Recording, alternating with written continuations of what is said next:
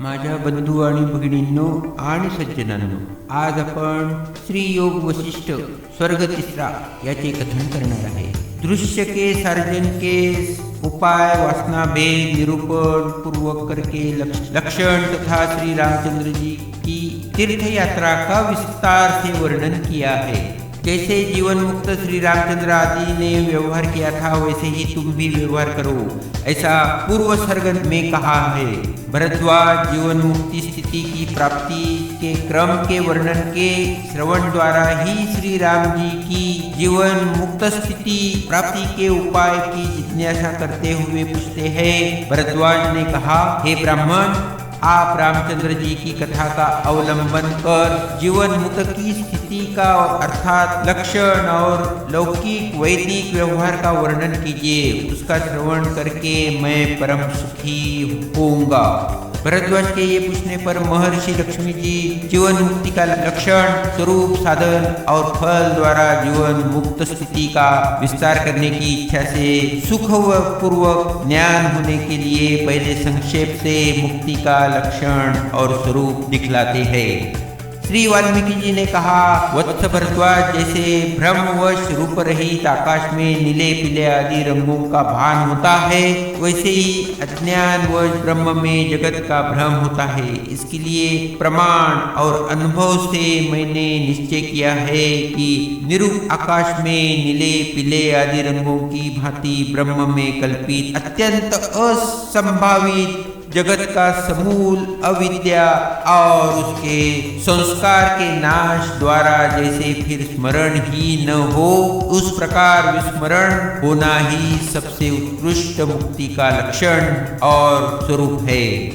पूर्व श्लोक में मुक्ति के लक्षण और स्वरूप स्वानुभव सिद्ध दिखलाए, उसका अनुभव हमें क्यों नहीं होता, ऐसी शंका होने पर कहते हैं, भरद्वाज, जब तक दृश्य के अत्यंत अभाव का ज्ञान नहीं होता, अर्थात संपूर्ण दृश्य प्रपंच भ्रांति कल्पित है, एतएव अत्यंत असत है, यह ज्ञान जब तक दृढ़ता पूर्वक नहीं होता, तब तक कोई भी किसी प्रकार मुक्ति के लक्षण और स्वरूप का ज्ञान प्राप्त करने में समर्थ नहीं हो सकता। संपूर्ण जगत के अधिष्ठान प्रसंग भिन्न प्रत्येक भिन्न आत्म तत्व के साक्षात से ही दृश्य का अत्यंत बाध हो सकता है। इसके लिए अविसंवादी आत्मज्ञान को उपाय से प्राप्त करो। उनकी प्राप्ति का क्या उपाय है, इस पर कहते हैं, वत्स, इस योग वशिष्ठ रूप शास्त्र के ज्ञान होने पर उक्त ज्ञान असंभव नहीं है, बल्कि संभव ही है। अन्यथा इस उद्देश्य से ही एक ग्रंथ का निर्माण आरंभ किया है। यदि तुम जब तक तत्व का निर्णय न हो, तब तक भक्ति और श्रद्धा के साथ उसका श्रवण करो, तो अवश्य ही तुम्हें तत्व ज्ञान प्राप्त होगा, अन्यथा कदापि भ्रम का संशोधन नहीं होगा। भ्रम संशोधन हुए बिना तत्व ज्ञान हो ही नहीं सकता। उक्त अर्थ को ही अधिक विशद करते हुए कहते हैं, हे अनंत, यह जगत वस्तुतः मिथ्या है। यह आकाश में नीले पीले आदि रंगों की भांति आपाततः सत्य सा प्रतीत होता है, किंतु इस ग्रंथ में दर्शित विचार से सच में ही यह असत यानी मिथ्या है, यह प्रतीत हो जाता है। अनुभूयते, इससे उक्त अनुभव का आत्म चैतन्य ही है या अन्य है। अन्य तो हो ही नहीं सकता, क्योंकि चित्त से अन्य जड़ और विषय होने से अनुभव के योग्य नहीं है। यदि आत्मा ही अनुभव है तो यह पहले ही विद्यमान है, फिर शास्त्र की क्या आवश्यकता है, ऐसी शंका कर सकते हैं। यद्यपि आत्मा ही अनुभव है, तथापि यह दृश्य के साथ सम्मिलित है, अतः उसका अनुभव नहीं होता, किंतु मन की वृत्ति रूप आत्म तत्व साक्षात्कार रूप बोध द्वारा अविद्या का नाश होने से ही अविद्या जन्य दृश्य तीनों कालों में ही नहीं है, अर्थात यह मायावी की माया के समान तीनों कालों में मिथ्या है। जो उसका दृष्टा है वही सत्य है। यह सत आत्मा ही सर्वत्र विराजमान और प्रकाशमान है। चैतन्य स्वरूप आत्मा के सिवा जो कुछ दिखाई देता है वह सब कुछ अतः एवं आत्मा में कल्पित और मिथ्या है। इस प्रकार दृश्य वस्तु का मार्जन अर्थात अस्तित्व परिहार हो जाए तो नित्य सिद्ध आत्मस्वरूप भी परम निवृत्ति निर्माण का नामक मोक्ष उस ज्ञान से उत्पन्न होती है। उक्त वृत्ति से हुआ केवल स्वरूपभूत अनुभव शास्त्र का फल है, यह माया है।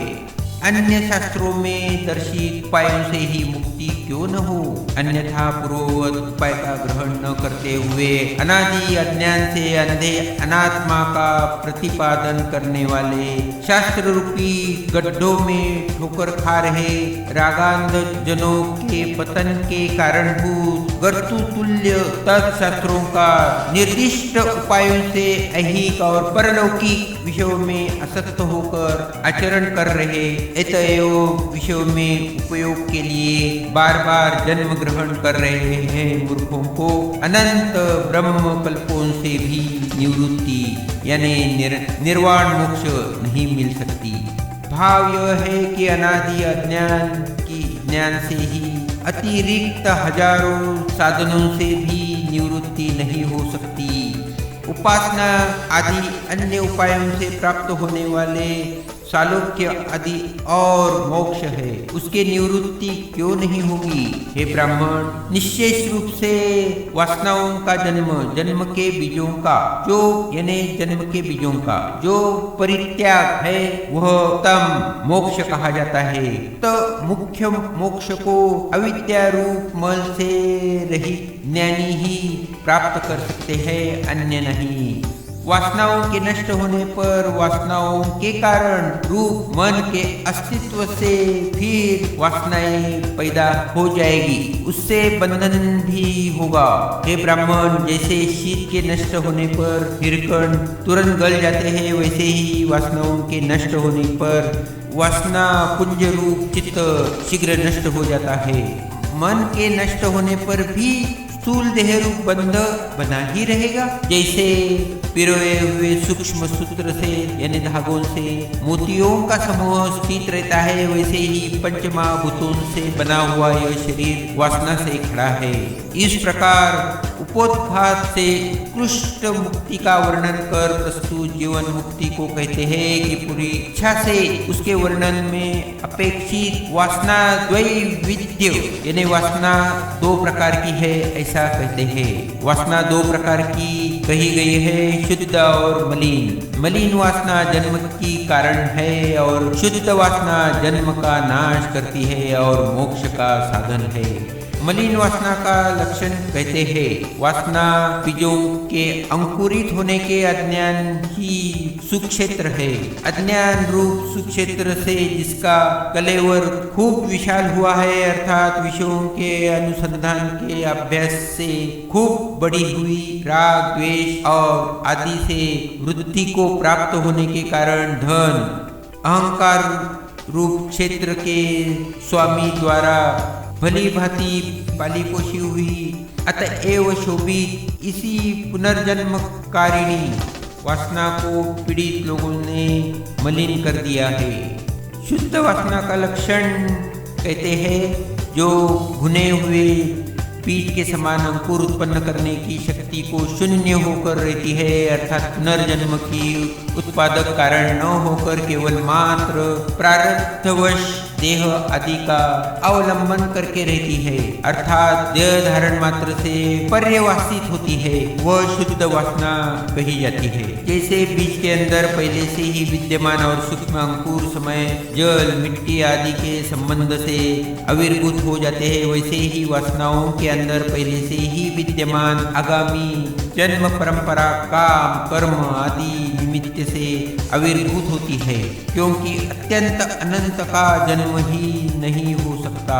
ऐसी अवस्था में तत्वज्ञान द्वारा अविद्या रूप क्षेत्र के जल जाने से उसके अंतर्गत जन्मांकुर का नाश होने पर भी अप्रारब्ध से प्रतिबद्ध भुने हुए बीजों के समान केवल देह धारण मात्र ही जिसका प्रयोजन है, ऐसी जो वासना अविष्ट रहती है वह शुद्ध वासना है, वह माया है।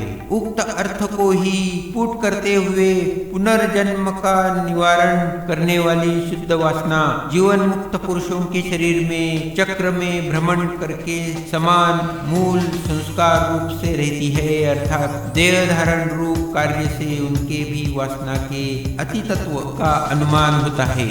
जो लोग शुद्ध वासना से युक्त है वे ही ज्ञातनेय, जिन्होंने ज्ञातव्य पदार्थ को ब्रह्म को जान लिए होते हैं, ज्ञातज्ञेय होकर ये फिर जन्म रूप अनर्थ के भाजन नहीं होते, अर्थात दुख भाजन पुनर्जन्म पर विजय पाकर जीवन मुक्त पद प्राप्त करते हैं। यही वास्तव है, बुद्धिमान कहे जाते हैं। जीवन मुक्त का ये लक्षण फलित हुआ कि जिस वासना की तत्वज्ञान से पुनर्जन्मांकुर की उत्पत्ति शक्ति जल गई है, ऐसे वासना मात्र से जिनका शरीर धारण किया गया है, ये जीवन मुक्त पुरुष है। हे महामति भरद्वाज, महाबुद्धि श्री रामचंद्र जी जिस प्रकार जीवन मुक्ति पद को प्राप्त हुए, उसमें जीव के जरा और मरण की शांति के लिए तुमसे कहूँगा, सुनो। श्री रामचंद्र जी की परम मंगल दायिनी इस कथा का श्रवण करो। इसके श्रवण से ही तुम संपूर्ण तत्व को जान जाओगे। वत्स भरद्वाज, राजीव लोकन श्री रामचंद्र जी ने गुरुकुल से लौटकर कुछ भांति भांति की लीलाओं द्वारा निर्णय होकर अपने घर में ही बिताए। तदनंतर कुछ समय बीतने पर जबकि महाराज दशरथ पृथ्वी का पालन करते थे, शोक रहित प्रजा बड़े आनंद में थी। राज्य की सुव्यवस्था से प्रजाओं में जरा भी पीड़ा भी नहीं थी। भव्य आकाश भ्रमण आदि, भय, अकाल मरण आदि अन्य पीड़ाओं की तो बात ही क्या थी, यह सूचित करने के लिए विगत ज्वरम पद दिया है। उस समय महागुणशाली श्री रामचंद्र जी का मन तीर्थ और पुण्याश्रम देखने के लिए अत्यंत उत्काठित हुआ। श्री रामचंद्र जी ने पुण्य तीर्थों के दर्शन का योग विचार कर श्री पितृचरणों के निकट जाकर जैसे हंस नवीन कमलों का आश्रय लेता है, वैसे ही पिताजी के नख रूपी केसर से सुशोभित चरण कमलों को ग्रहण किया। श्री रामचंद्र जी ने कहा, पिताजी, तीर्थ, देव मंदिर, वन और आश्रमों के दर्शन के लिए मेरा मन अत्यंत उत्कटित हो रहा है। महाराज, मेरी इस प्रथम प्रार्थना को सफल करने की कृपा कीजिए। इस संसार में कोई ऐसा नहीं है जो पार्थिव होकर आपके पास आया हो और उसकी अभिलाषा आपने पूर्ण न की हो। श्री रामचंद्र जी द्वारा जो प्रार्थी महाराज दशरथ के कुलगुरु वशिष्ठ जी के साथ परामर्श कर श्री रामचंद्र जी को जिंदगी का यह प्रथम प्रार्थना की तीर्थ यात्रा के लिए असमंजन में पढ़कर अनुज्ञा दे ही दी।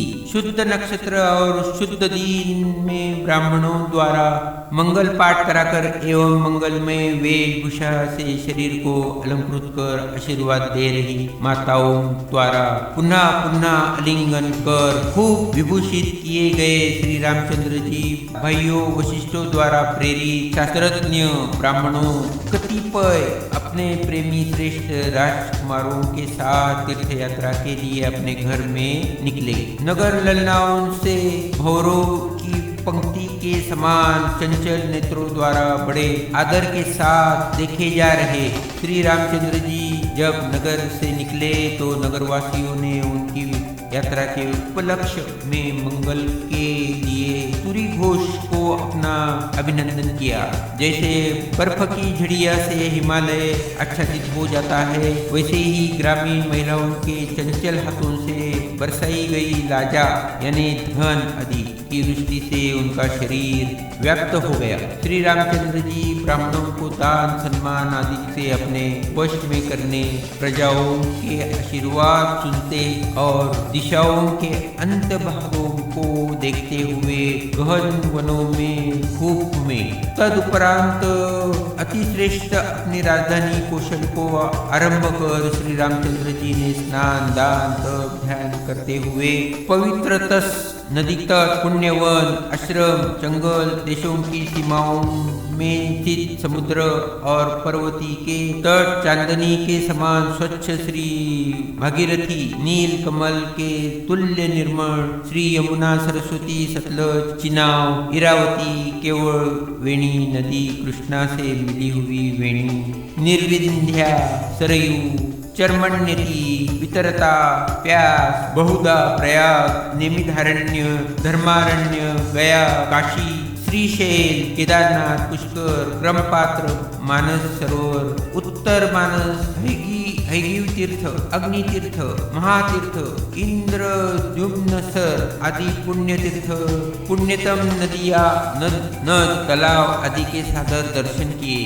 स्वामी कार्तिकेय, शालाग्राम रूपी श्रीहरि के तथा महादेव जी के 64 स्थान, आश्चर्यमय विविध चित्राओं से पूर्ण चारों समुद्रों से तट, विज्ञायन, विंध्याचल और मंदराचल के लतागृह, हिमालय आदि 7 कुल पर्वत, बड़े बड़े महर्षियों, राजश्रियों, देवताओं और ब्राह्मणों के पवित्र और मंगलमय आश्रमों के बड़े आदर से दर्शन किए। दूसरों का सम्मान करने वाले श्री रामचंद्र जी ने अपने भाइयों के साथ चारों दिशाओं में प्राप्त भागों एवं संपूर्ण पृथ्वी के पुनः स्थानों में कौतूहल से या उनके अधिक महिमा प्रकट करने के लिए फिर से भ्रमण किया। जैसे संपूर्ण दिशाओं में विहार कर शिवलोक में, कैलाश में जाते हैं, वैसे ही तत्स्थानी ये स्थित देवता, किन्नर और मनुष्यों द्वारा सुकृत श्री रामचंद्र जी इस संपूर्ण भूमंडल को भली भांति देखकर अपने घर अयोध्या लौट जाते हैं। तीसरा सर्ग समाप्त।